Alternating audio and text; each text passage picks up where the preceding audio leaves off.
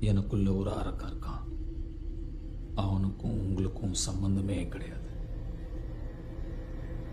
ஏதாவது மாறுச்சுன்னா, தப்பாச்சுன்னா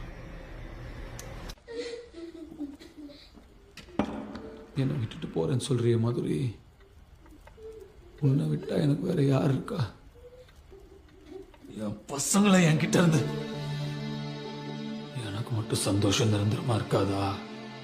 நான் ஆடுவேன், பாடுவேன், கூத்தாடுவேன்.